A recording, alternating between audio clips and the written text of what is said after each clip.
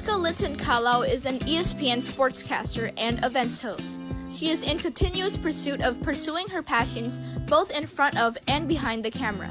Whether she is in the studio, on stage, or on the go, she continues to give everything. She does her all, and that is what makes her the inspiring individual that she is today.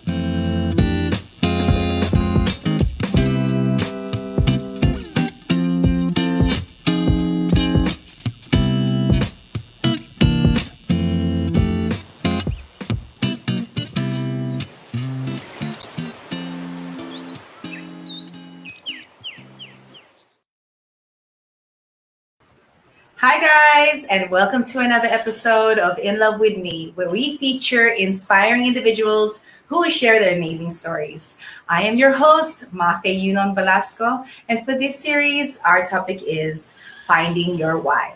For this episode, we have an empowered woman, host, sportscaster, influencer, and athlete to motivate us to take action. So without further ado, let me welcome the beautiful and amazing Chesca Litton-Kalaw. Hi, Ches. Hi! Man, those pictures go way back. I haven't seen those photos in a while.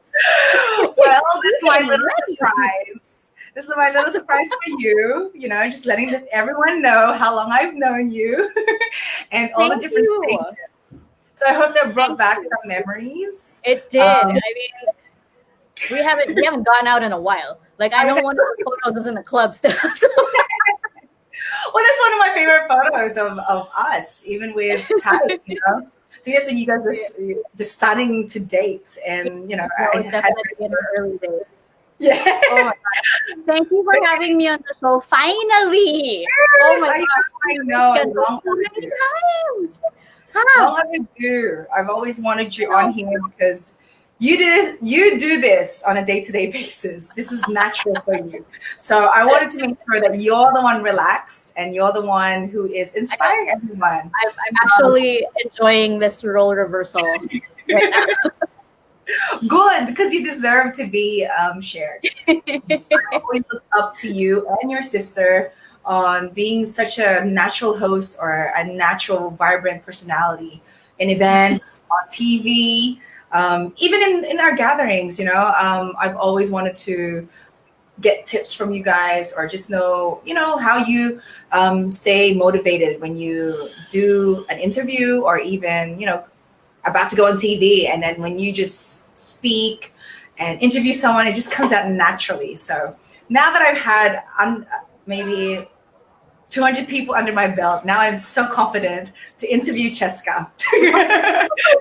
What a gift, Mafae. But anyways, you know, I really wanted to catch up with you too. So how have you been during this time? Good things. I mean, obviously, my main line of work is sportscasting, and it's been pretty quiet. So it's just mostly puttering around in the kitchen, finally enjoying my, I want to say, hobby. I mean, I only really started enjoying being in the kitchen when I got married. Like, yes, I finally became domesticated. So, but yeah, I started. While sports is still a little quiet now, I started a business. It's called La Grasse. It's the French translation of my mom's name. But yeah, I have spreads now. Ooh. Wow. I can't be idle for too long. I love it. I have to order some from you. So congratulations on your new business. And you did touch on that you are a sportscaster and also a host. So can we rewind a little bit, and can you share with everyone on how you started finding that passion in hosting, sportscasting? Give a little bit of a background so that everybody knows where it all started. I have been into sports since I was a kid.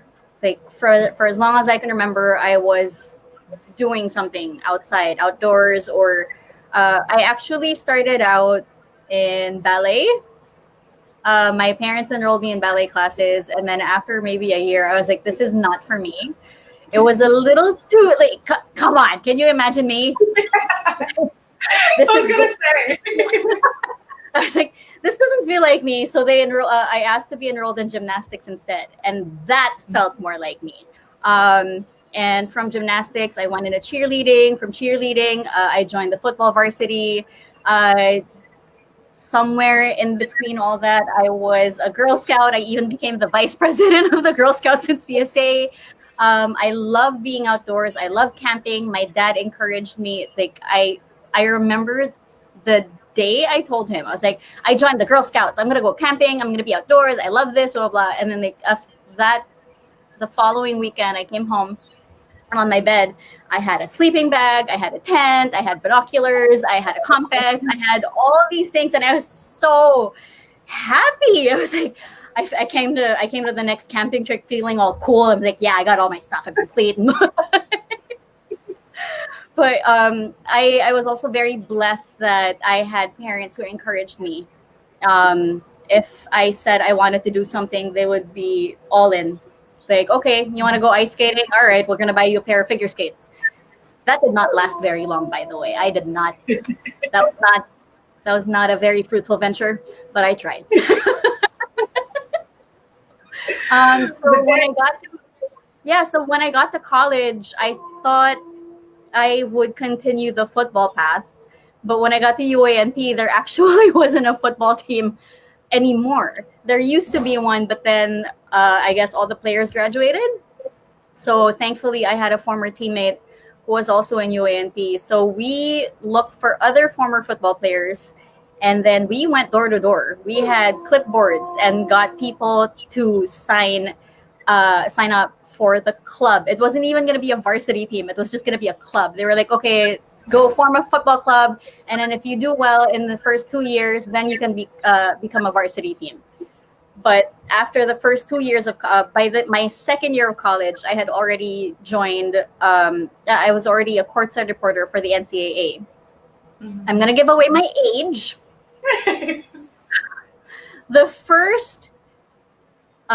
My first year as a courtside reporter in the NCAA was also the very first year that the NCAA was televised on ABS-CBN. Wow. Yes. So I'm in that pioneer batch. Yeah. So, okay, Chesca, you're an age.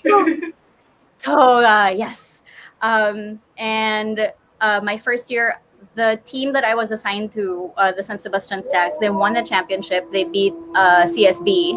And then the second year that I was there, they lost to Letran.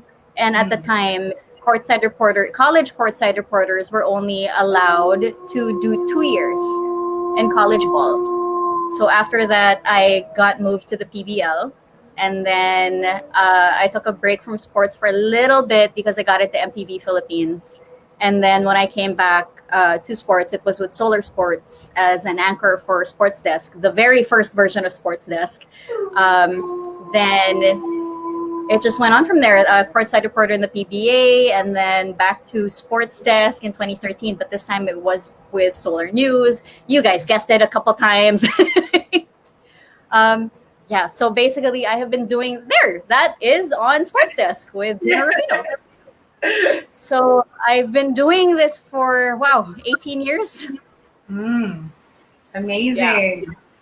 You know, I know you have fun every single time because it's always different, right?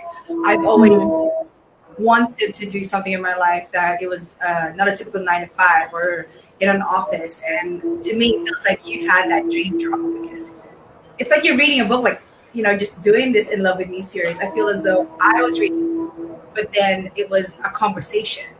And I'm sure you've met amazing people throughout this journey. Oh, my. I sometimes look back, like the photo you guys showed, David Beckham? Yeah, that's what I wanted to ask. Never in my wildest dreams. I mean, I have been in love with this guy since high school.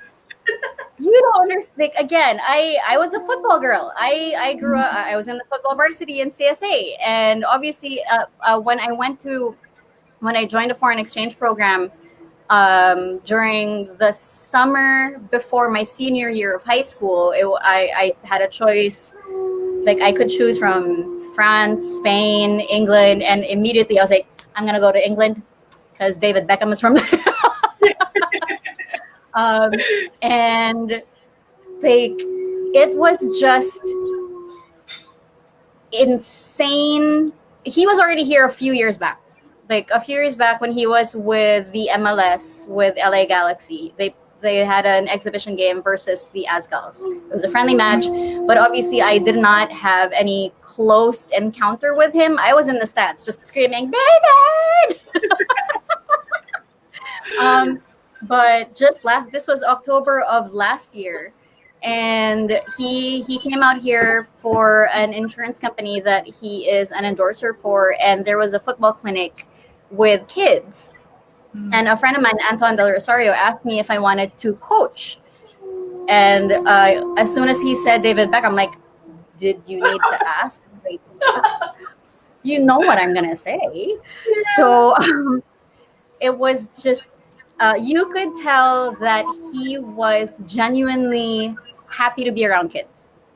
Like us coaches, us adults on the field, we were all like, hey.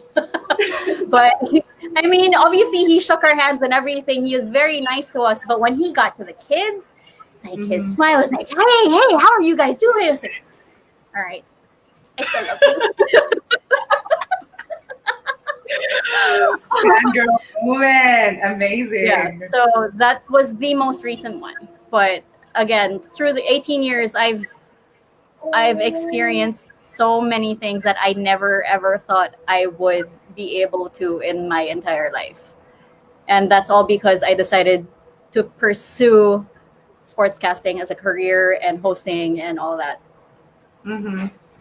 Yeah. So much fun. I mean, like I said, you're a natural with it. But at the end of the day, I know that there was stepping stones for you to get where you are now, you know, and I think you can agree with me that failures is our greatest teacher. So can you share a failure during your 18 years of your experience through the hosting or sportscasting world that has defined your journey? Okay. When I started, which was, again, 18 years ago, I was asked to audition. And I came in I came in knowing absolutely nothing about the broadcasting side of it. I was always an athlete. I was always a sports fan, but I didn't know what went on in front of the camera, how I was supposed to conduct myself, or even anything that happened behind the camera. I didn't even know what a producer did.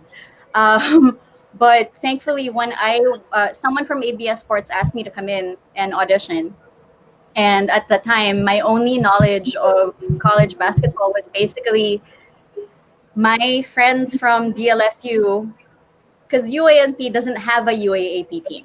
Mm-hmm. So most of my high school friends had gone on to DLSU, and they wouldn't stop talking about Mike Cortez and like that era of the DLSU Green Archers. They had a 5-peat or something. So during the interview, during the audition, they were like, okay, so what's your favorite UAAP team? La Salle.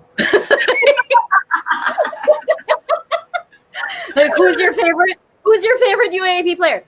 Mike Cortez. And then they were just like, okay, so imagine that Mike Cortez hit a buzzer beater, hit a buzzer beater, and LaSalle won the 3-peat and blah, blah, blah. And just interview him, ask him a few questions. And surprisingly, the interview portion of it, I guess I did well. I mean, I suppose I did well because 18 years later, I'm still here. But that was where I felt comfortable.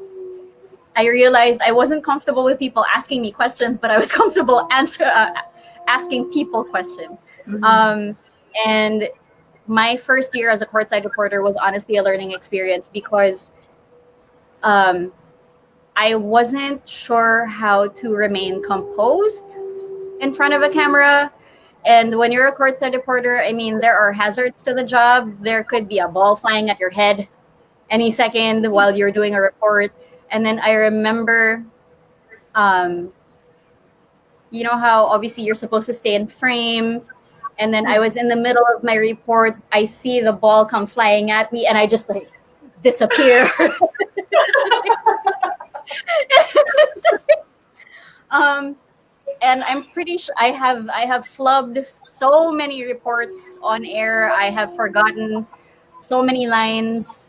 But as you progress, there are certain mannerisms that you just know when you mess up, you have to keep going because you cannot stop talking when you're live on air because there cannot be dead air. When you're hosting events, same thing. If you trip, what are you gonna do? Just make a joke out of it and keep going. And I remember my first time back on camera after 2 years, because I resigned. I left for the States for 3 months, and then when I came back, that was when I joined the Sports 5 family. And my first assignment was the beach volleyball tournament for the Philippine Superliga. And at that time, again, I was still getting to know volleyball. I had played volleyball in PE in high school, but I mean, the actual league here, it was kind of a different story because there were so many athletes that I had to familiarize myself with. And thankfully, I got to dip my toe in the water a little bit before the actual full-on league because beach volleyball, there are only 2 players per team. So I got to know some of the players. But again, 2 years of not being on camera, the rust and the nerves. I remember being called out already. It's like, Chesca, standby na tayo. And then I was like, wait. Are we doing this? Are we doing this now? And then the floor, my FD was already doing like, okay, on air, live in 5, 4. And then he stops counting.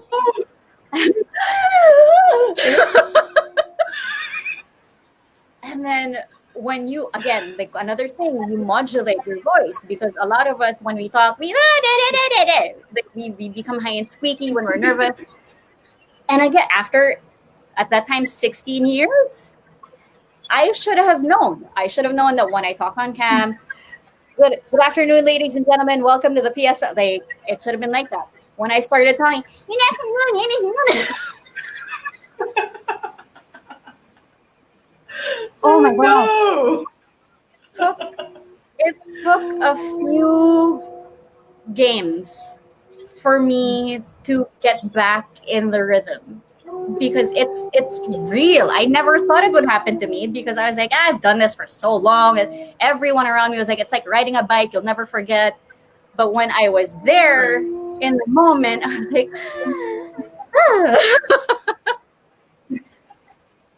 but yeah, Oh my goodness. Oh my gosh. Well, that's, I like that how you are so honest, These are the things that people do not see behind the scenes, even like you said, you've been in the industry for many, many years. It's like riding a bike. Actually, if you've done something many, many years, it is in your system, but it still takes a lot of, I guess, practice or preparation behind the scenes to get back to your A game, especially when you take 2 years. You took 2 years off, right? Yes. So that just aligns with knowing that you can always get back. You're gonna always have your A game back.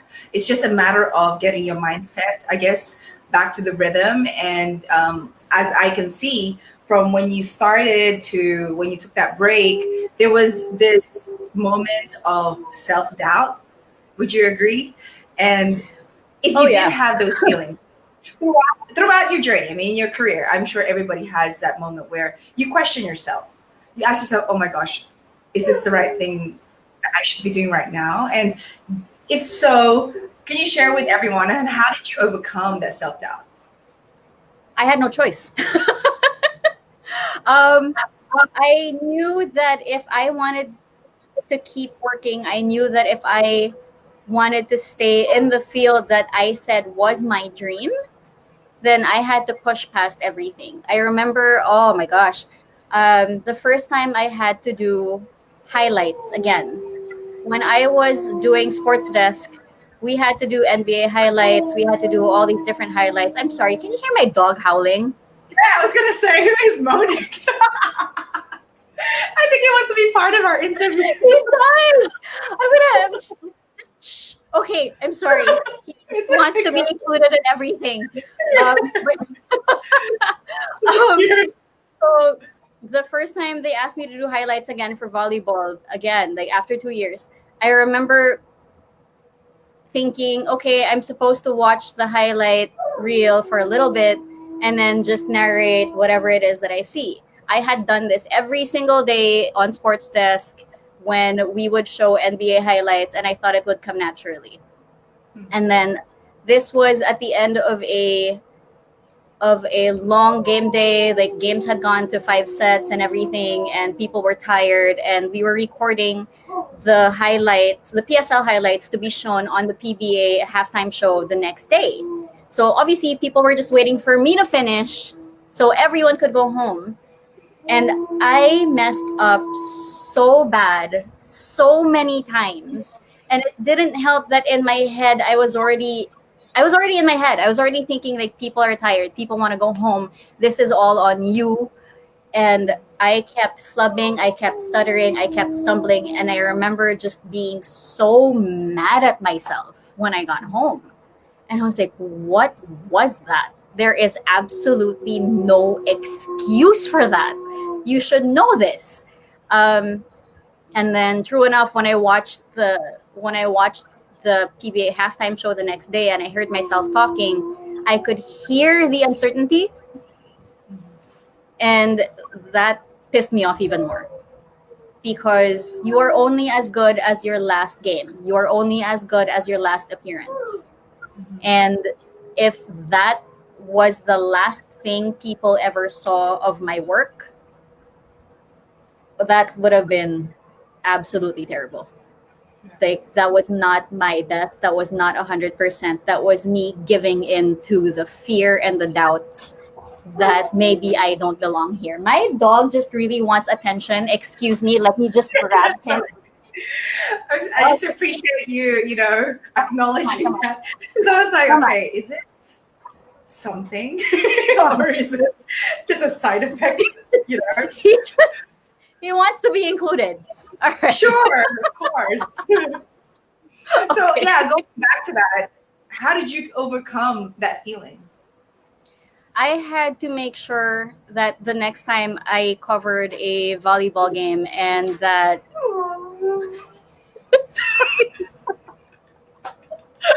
I love it. So excited. that I had to shake off the rust. I had to shake it. I had to shake off the nerves. I had to remember who I was, because again, careers can be fleeting, and if you last more than 5 years doing something you love, then just keep doing it, because not everyone gets that blessing. I had to constantly remind myself, like, dude, you've done way too much in your career to allow yourself to get. See, now he leaves. Like you. That's what it's all about. Like you've It's done. all right. Like, so yeah, I had to tell myself, like, you've done way too much in your career to allow yourself to give in to these nerves. And again, I wish it was perfect in the next game, but there was an improvement. So it was one of those things that I just had to get over. And that was not the easiest to do, because if I were just dealing with myself, then I wouldn't be as pressured. But there were so many other people waiting for me. And I felt like that made it worse. I was like, I'm so sorry. I know you want to go home. I know you're tired. But yeah. But then at the end of it all, you, like you said, you overcame it. And then, being successful in the business, was it because you had the support of your family? Because I know you're from a family of hosts, of entertainers. So did that ever have an advantage for you to look up to them and be like, okay, they can guide me, they can mentor me, kind of thing? of course, like when you look at my sister, I mean, she is the number one host in the country. Like I'm not even being biased. Her stage presence is so strong. She's so amazing once she gets on stage and she's holding that mic. You know she's gonna come on stage and just bring it. Like she's ready. But I think that also adds to the pressure. It's like, oh, kapatid yun ni Isa. Like, guys, we're different people, okay? We're not the same person, so let's calm down here. But like, it helps. It helps knowing that someone is there. Like, I can ask someone in an instant. Mm-hmm. But also, like again, her field would be mostly events. I am the one in sports. It's funny because she started out in sports. She was also a courtside reporter way back when, but she didn't last. Like she didn't last in sports. She moved on to events, and that's her niche. And then when I started out in sports, yes, and then I kind of branched out into events, but then I stayed in sports. And then a little bit of entertainment news when I was with ABS-CBN and MTV Philippines, and yeah, I'm more on the So- TV side, yes. Regardless, you're both amazing, and you both bring, a high level to hosting, and just that stage presence that you were saying. I mean, I see that in you too. So I want to know, in line with what you said, the pressure, right? Since your sister is also a host, Yeah. you are a professional, and being a professional in the entertainment business or the fashion industry, it requires thick skin and inner strength. Do you agree with me, and if so, why? Oh yeah.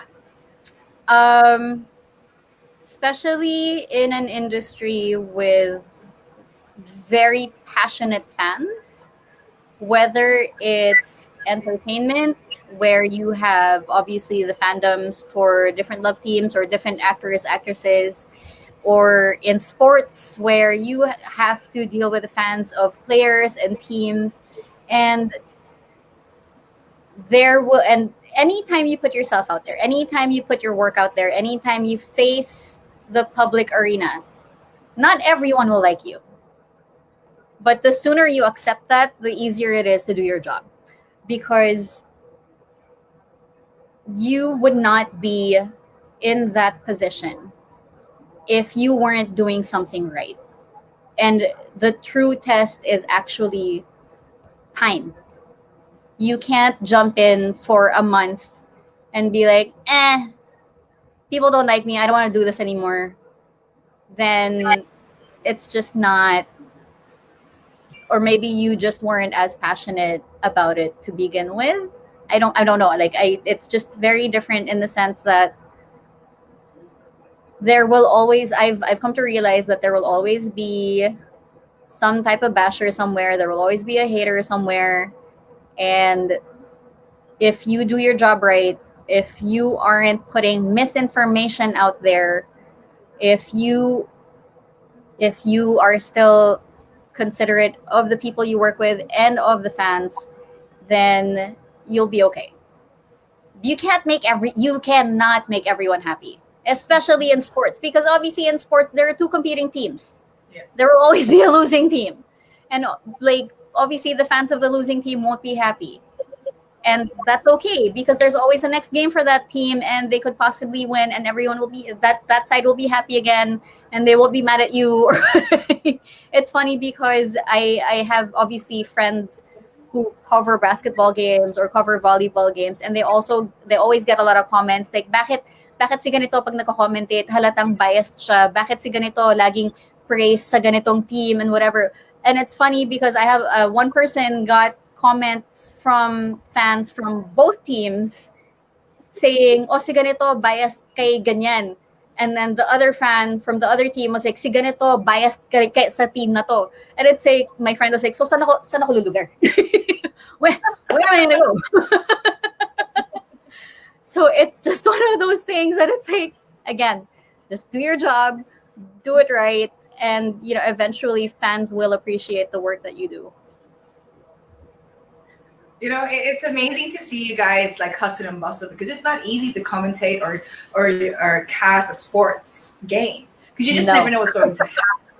You never know what your director is going to tell you.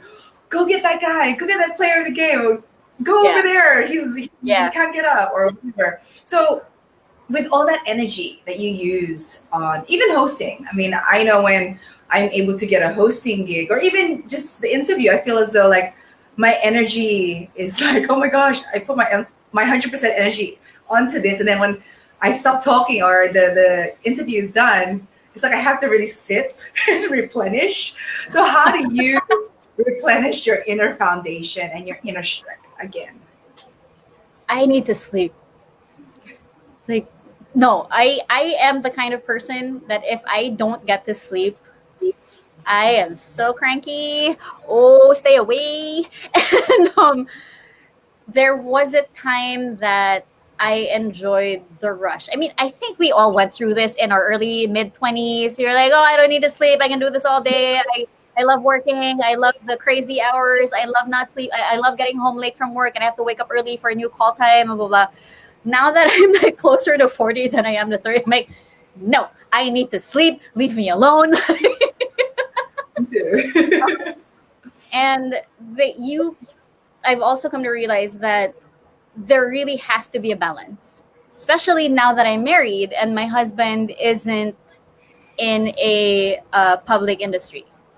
Um, he's not in the same line of work as I am. He's into business. They're into real estate. So they are. He's not used to being in front of the camera, and I have to respect that. But also in the sense that I have to know how to properly divide my time. And I know you understand this because you have such a big, beautiful family that you need to make sure that they all get quality time from you.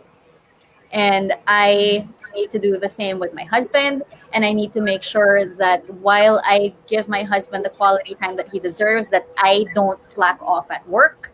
But also, I need time for myself because before I was married, before I had this career, I was me. I had my own hobbies, I had my own interests, I had my own sense of self. I love playing the piano, I love being outdoors, I love reading, I love writing, I love watching movies. Obviously, like the movies part, I can do that with my husband. But during the quarantine, when things first locked down and we had no idea when we were coming out of the lockdown, I ended up ordering a keyboard because I was going crazy and I just needed to zone out and play the piano, and that helped a lot. I think every single person has something that'll help calm them down, something to help settle them. You just have to figure out what that is and allow yourself to have that time just for yourself. I agree with that. You I don't know have how you do it though, because you have a bunch of kids. well, it helps that I do seek for support. I have life coaches that support me, that mentor me, and guide me to making time. I think that's what it is. Instead of like balancing your time, it's just making time or being intentional of what you need for yourself or what your husband needs or even your dog that's also demanding your time. He wants to be in everything. Yeah. And I think that's what helps. Like through time, like you said, we always thought that we can do it all. We can be superwoman. We don't need to sleep and this and that. And I guess through the years, we become wiser and smarter with, I guess, the energy that we share with people or whatnot. And I think, we have been through different priorities in our lives. I've known you for years, Chesca, and I've seen you grow as a single woman. You went through your trials and your challenges and still managed to pick yourself up. And that's why, when I met your husband for the first time, I still remember this. We were in the fort at, what is that? Small. I just remember his arm was still broken. Do you remember that? Oh, yeah. Okay. That was definitely when we just started dating. Right. And I was just like, dang. And then I forgot what that that place is called? Is that next to now called Hello? Is it Hello or Arkama? Yeah, that was That pretty big. small, the fourth strip, the old place. So Jaipur and all our Yeah. fun hangouts were. But anyways, it was there, and I still remember that time. And because I also saw you before that, and your just happiness, and then you guys got married. And I was like, yeah, I'm cheering for this girl. And still managing to have a career regardless of your family and support that they give you. You were always that independent woman that I adored about you. And so I wanted to ask you, what was the key of standing out? Because I'm sure there's a lot of people, or even the youth, that want to follow your footsteps. Was especially for the entertainment industry, hosting, sports casting, and I truly believe you're an influencer also. So what can they do to separate themselves from others and to just You keep have to love it. You have to love what you're doing. It can't just be a, I mean, obviously it's great that you're making money out of it, but it has to go beyond the money that you make. It has to go beyond the financial aspect of it. Again, not everyone is blessed to be good at the thing that they love doing the most. Again, like, for example, my dream was basically I wanted to be a theater actress. I wanted to be in musical theater, but you know what? I can't sing. We can't have them all, guys. We can't win them all. It's okay.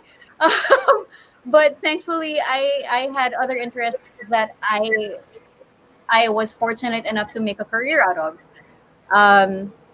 And to me, it just felt like I was paid to watch basketball games. I was paid to watch volleyball games. And at the same time, meeting awesome people and just being able to tell their stories. And in the long run, I realized as well how much I love telling their stories because they were such amazing people that people tend to forget that when they see PBA players, when they see volleyball players, like any pro athlete, they immediately assume, oh, mayaman yan kasi naglalaro siya sa PBA or PSL siya or PVL siya or any other league. They assume that, oh, okay na buhay niya yan kasi pro athlete na siya, blah, blah, blah. But people tend to forget that these athletes have their own insane journeys and they have their own stories that they had to go through to get to where they are now. And you don't become a professional athlete if you don't have the work ethic, if you don't have the passion, if you don't have the drive, and you don't have the motivation. And that to me is the side that I love telling. I love knowing all these stories, and I love knowing that by my reports, fans get to know a little bit more about the players that they idolize, or even players that maybe they don't like, and they hear something about this person, they're like, okay, I can respect that. Because when you're watching a game, obviously all you see is what happens on the court, and sometimes things happen that obviously fans of the opposing team won't be happy about. But at the end of the day, everyone is basically a human being, and we all have our own stories. And whether it's a story about what goes on the court or what goes on off the court, I love telling it. So you have to find out how to ask the right questions, how to find different angles, because we have players who have been in the leagues for 15 years. What else don't people know about them? Like where everyone already knows at this point, like where they're from, where they're studied, where whatever. But there are so many other aspects of their lives that you can, if they allow it, that you can talk about. But it's also your job to find out what those are. So just be genuinely curious, be genuinely interested. And again, when you really want to know what goes on beyond the game for them, then you're going to end up with really good stories. Just like yours. I'm genuinely learning from you, Chesca. I mean, I think I know part of your chapter, but I know there's many more things to know about you. And Thank you for the friendship all these years. It's been such a Thank fun you. ride. I really want to ask you my last question. Of course, our topic is finding your why. So, for you, as an empowered woman, inspiring woman that you are today, what is your why, and what inspires you to keep pursuing this? At this point, I honestly don't know who I am anymore without sports in my life. um, it's just one of those things that it's in me. It's a part of me, and I am already at a point where I am so unbelievably grateful for all the things that I've experienced just because of the career path I chose. And I will never forget that. I will never take that for granted. It's just also the kind of person that I am, in the sense that I just love what I do. And I don't want to, like, I'll be around for as long as I can. If I can do this for the rest of my life, great. If I never get to do it again, at least I know I poured everything I had into it. Again, you're only as good as your last game. And if what happened, if I don't get to come back, even after sports makes a comeback in the Philippines, I'm gonna be really sad. but but you know what? I've had a good run. I would like to continue the run, only because I feel like there are still so many stories that need to be told. Well, there's so many amazing stories right now. Maybe you can interview a lot of the athletes. And I heard that basketball's coming up again for Yeah. the PBA, so that might be something interesting for you to I haven't cover. done last time. So when I came back, I actually got assigned to just do the halftime show. Like, there's a new batch of courtside reporters. Says, okay, you guys go do that. I'm gonna do this.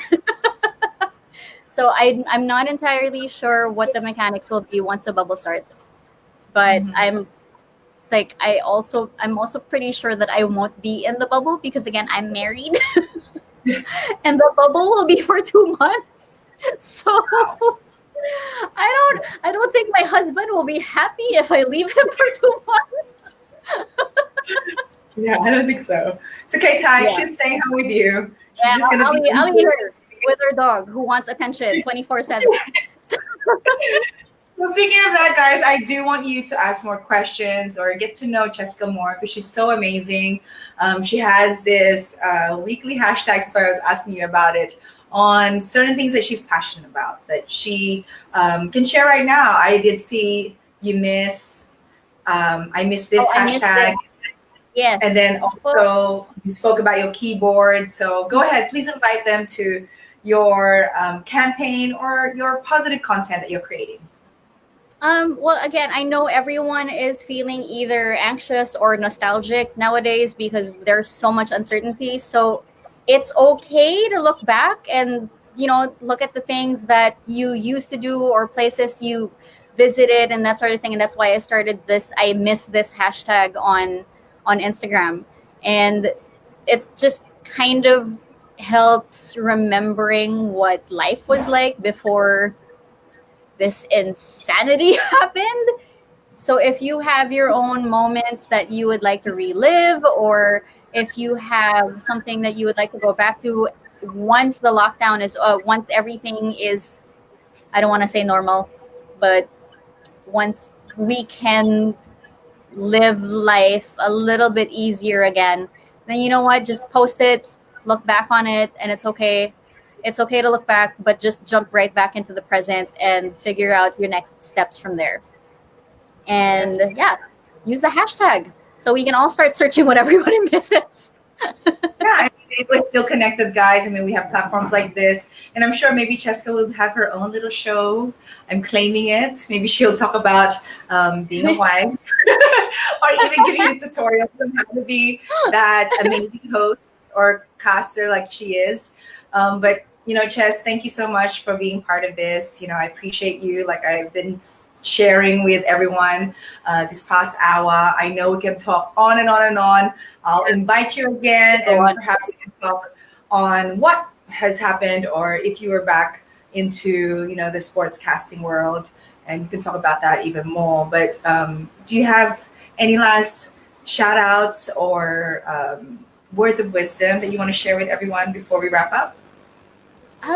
No, I just want to say thank you for having me because again, we have rescheduled this so many times. Yeah, I Like know. so many things started coming up, like popping up, and it just never pushed through. And I felt so bad. Like obviously last week Oh, we were supposed to do this, but yeah.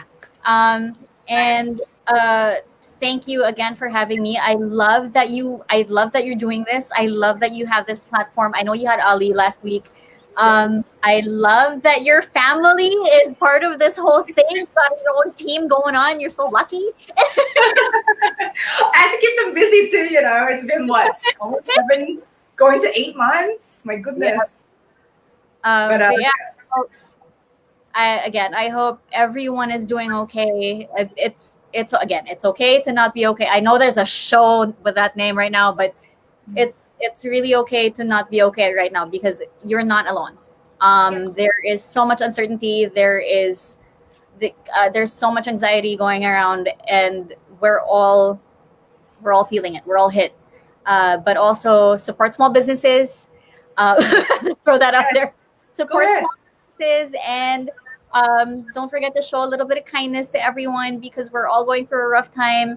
And at the end of the day, God's got you. That's all that Yes, matters. amen to that. I agree with you, Ches. And again, thank you everyone for tuning in. Everyone on Facebook, on Kumu, thank you so much. I hope you guys are all safe and happy. I just want to give a shout out to Litton-Kalaw. She says hi to you, Ches. And her mom, Sydney, always supporting. Love you, Mom. So, guys, like I say all the time, you know what to do. Actions speak louder than words. And thank you for tuning in this episode of In Love with Me. Love you, Chess. Love you. Thank